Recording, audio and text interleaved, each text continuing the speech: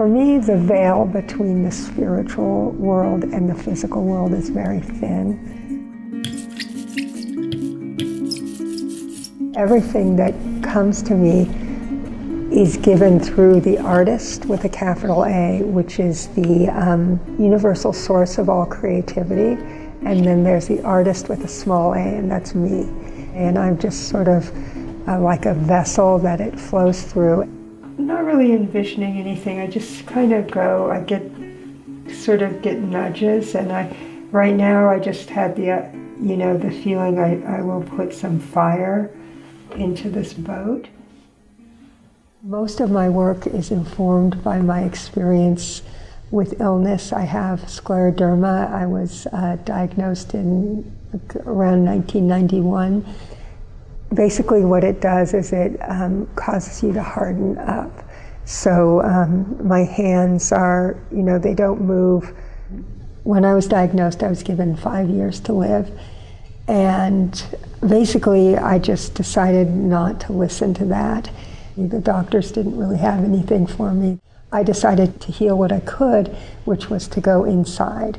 And so I started healing the hurts and the parts of me that were damaged inside. Things started to shift for me externally. The artwork, just working, the more I worked, the better I got. And even though I'm limited in what I can do, and I have limited energy, and you can see my hands are constricted, I figured out how to do whatever I need to do, and I'm a much happier person. The illness has been a tremendous gift. Even though it's an illness of hardening, it's softened me as a person. So I am much more forgiving, much kinder, much more loving, much more open than I was when I was well. Not a good one at all. Do you mind if I do another one? I didn't grow up with any religion, although, my family has a long line of ministers and people like that, but I wasn't raised with anything. And so when I started studying the medieval period and I started reading these texts, I just, I found a home. I was like, wow, there are other people who think about these things and wonder how the world is structured, the universe, and how we cross between worlds, between the mystical and the physical. My work is about how creative energy comes into the world and transforms everything it meets.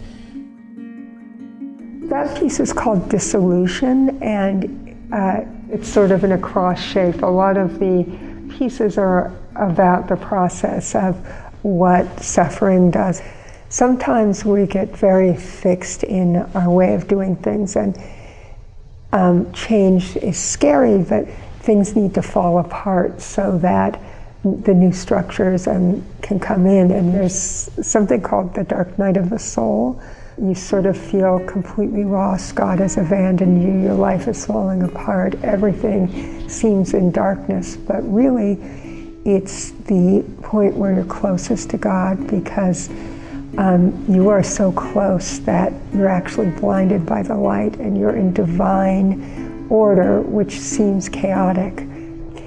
I was always very deeply moved by the story of the Annunciation, where the angel Gabriel comes and tells Mary that she's pregnant. To me, that is how I think about how art happens. It's given, and it's your responsibility to gestate and grow it and bring it into the world. Of course, there's a big difference between Jesus and artwork, but what we do matters, because, we saw that mattered in the world, and even our work as a gentle, small echo, that's life. Life is about creation and change.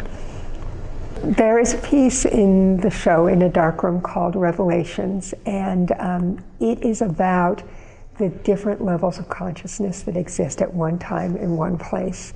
So we're very rooted in the physical world, but at any given time there's the spiritual world, the emotional world, our intellectual world. All of these levels are existing at one time, it's sort of meant to show you that it's all there, and if you really look, you can find that in your life.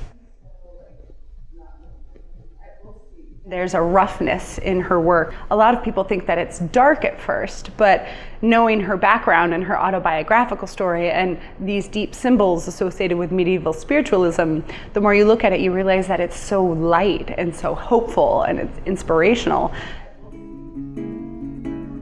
I most often make hands, working hands, not hands like mine, because I don't feel limited. So when an image of suffering comes out, like the stigmata, it's always also an image of redemption. By embracing those parts of us that are in suffering, we really are redeemed.